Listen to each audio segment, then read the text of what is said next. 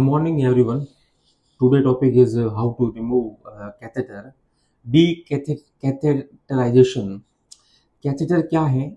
एक पतली और एक लचीली ट्यूब है जिसके शरीर के अंदर विभिन्न उद्देश्यों, विभिन्न पर्पस के लिए डाला जाता है, जैसे कि यूरिन निकालना या किसी ऑर्गन की जांच या इलाज करना।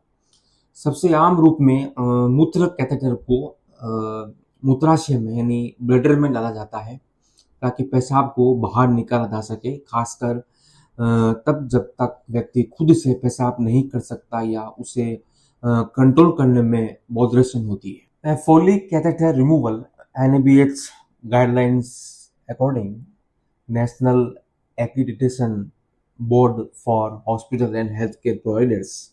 Step first, hand hygiene. Catheter remove करने से पहले और बाद में हैंड वॉश या सैनिटाइजर से अच्छे से हाथ क्लीन करें। यह NABH का सबसे पहला prominent and eminent infection control step.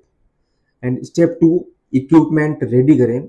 Stray gloves, clean towel, syringe 10 ml और किडनी ट्रे तैयार रखें। पेशेंट को कंफर्टेबल पोजीशन में लेटाएं। स्टेप 3, बैलून डिफ्लेट करें। कैथेटर के एंड में 2 पोर्ट्स होते हैं जिसमें जो वन एंड है वो एक यूरिन ड्रेनेज बैग से जुड़ा होता है और दूसरा जो बैलून पोर्ट होता है वो मार्क्ड या BAL या 10 ml होता है। सिरिंज को बैलून पोर्ट में लगाएं और धीरे धीरे वाटर या स्टेराइल वाटर निकालें, लगभग 5 से 10 ml। स्टेप 4, कैथेटर रिमूव करें। बैलून डिफ्लेट होने के बाद कैथेटर को स्लोली बाहर निकालें। पेशेंट से कहें कि डीप ब्रीथ लें ताकि मसल्स रिलैक्स रहे। अगर पेन या रेजिस्टेंस लगे तो तुरंत स्टॉप कर दें और डॉक्टर को इन्फॉर्म करें। Step 5, post removal care. Perineal area को माइल्ड सोप या वाटर से साफ क्लीन करें। पेशेंट को ज़्यादा से ज़्यादा पानी पीने के लिए बोलें या उनको एनकरेज करें। ऑब्जर्व करें कि 6 से 8 आवर्स में यूरिन पास हो रहा है या नहीं। Step 6, report immediately if urine pass अगर नहीं हो रहा है या बर्निंग है या स्वेलिंग है या पेन है या फीवर है या यूरिन में ब्लड दिख रहा है जिसको हेमेचूरिया कहते हैं। NABH focus point. तो first point, hand hygiene before and after procedure. Aseptic technique, no touch method while handling catheter. Patient identification and consent. Fourth, proper documentations, time of removal, urine output, and patient. You can see in this picture Foley catheter, balloon, drainage port, collection bag, and Foley catheter in place, bladder and urethra. Sir, ये patient है, इनका discharge हो गया है तो इनको 10 दिन से कैथेटर लगा है, तो क्या मैं मतलब इनका कैथेटर ऐसे ही निकाल दूं कि उसको निकालने के लिए कोई प्रोसेस होगा? प्रश्न है कि एक मरीज हमारे यहाँ 8-10 दिन से एडमिटेड है, उनको हमने कैथेटर डाला था। कैथेटर इसलिए डाला था क्योंकि वो रिटेंशन ऑफ यूरिन में थे और उनके यूरिन के आउटपुट को हमें मेजर करना था कि 12-12 घंटे में कितना आउटपुट आ रहा है। अब वो ठीक हो गए हैं और उनको घर भेजा जा रहा है, क्रेटिन सेटल हो गया है और उनको डीकैथेटराइज किया जा रहा है, कैथेटर को निकाल के भेजना है। तो सिस्टर ये जानना चाहती हैं कि कैथेटर हम सीधे पुल कर दें या कोई विशेष तरीका है?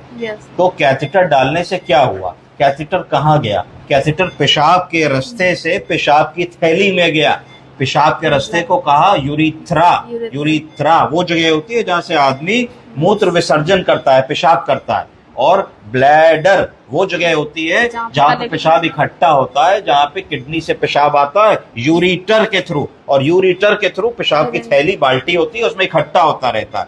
अब क्या हुआ कि जब हमने नली डाल दी तो जो भी 2 बूंद पेशाब बनाया किडनी ने वो ब्लैडर में आया और 2 बूंद इस नली से थैली में आ गया। तो 10 दिन से क्या हो रहा है कि जो पेशाब की थैली है वो कॉन्ट्रैक्ट एंड रिलैक्स नहीं हो रही है। कॉन्ट्रैक्ट एंड रिलैक्स का मतलब क्या है? हमें पेशाब कैसे लगती है? हमने 2-4 गिलास पानी पी लिया, सिनेमा में बैठे हैं, कोल्ड ड्रिंक पी ली, तो पेशाब किडनी ने बनाया, पेशाब की थैली ये फूली अंदर। तो जैसे पेशाब की थैली फूली तो ब्रेन में मैसेज गया, भाई यूरिन आ रही है। तो आपको लगा भी हमको उठ करके बाथरूम जाना चाहिए, आप गए, आप बाथरूम करा। तो अब आप सोचिए कि क्या टेक्नोलॉजी है कि बाथरूम लगी है, आपको पता लगा, आप बाथरूम जा करने के लिए खड़े हुए तो बाथरूम होने लगी बिना कोई बटन दबाए, फिर बाथरूम हो गई तो फिर बाथरूम होनी बंद हो गई। तो ये सारी चीजें ब्रेन से रेगुलेट होती है।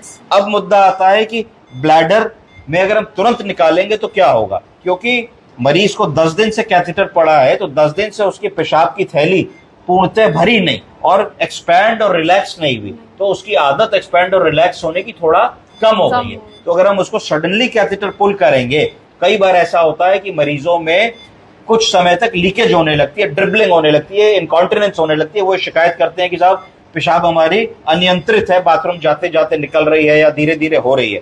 वो ना हो इसलिए अगर हम इसको क्लैंप करते हैं, डॉक्टर साहब जरा क्लैंप लगाओ, अगर हम इसको कैथेटर को क्लैंप कर देते हैं तो क्या होगा कि अब जो भी पेशाब किडनी बनाएगी, जो भी यूरिन बनेगा, वो इस नली के मार्फत नीचे नहीं आ पाएगा, ठीक है, और वो पेशाब की थैली में भरेगा। जब पेशाब की थैली में भरेगा तो पेशाब की थैली फूलेगी, जब पेशाब की थैली फूलेगी तो मरीज को अर्ज होगी, दिमाग में मैसेज जाएगा कि भाई I want to urinate, I want to pass urine. उस स्थिति में जब मरीज ये कहेगा हम ये क्लैंप हटा देंगे, क्लैंप हटा देंगे तो फिर यूरिन पेशाब की थैली में चला आएगा, फिर एक बार लगा देंगे। तो इस 1-2 बार की एक्सरसाइज से क्या होगा कि ब्लैडर की फूलने और पिचकने की जो क्षमता 10 दिन से नहीं हो पा रही थी वो वापस आ गई। उसके बाद अगर हम कैथेटर निकालेंगे तो रिलेटिवली जो लीकेज का प्रोबेबिलिटी है वो कम हो जाएगी। ऐसा करना मेरे ख्याल से ठीक रहेगा। और जिसका डिस्चार्ज प्लान हो, अगर एक रात पहले हम ये 1-2 बार कर लें तो सुबह सुबह कैथेटर निकाल के देख लेंगे वो वॉइड कर रहे हैं, पेशाब उनका हो रहा है, रुक नहीं रहा, फिर भेज सकते हैं। समझ गए? Yes, thank you. Thank you so much.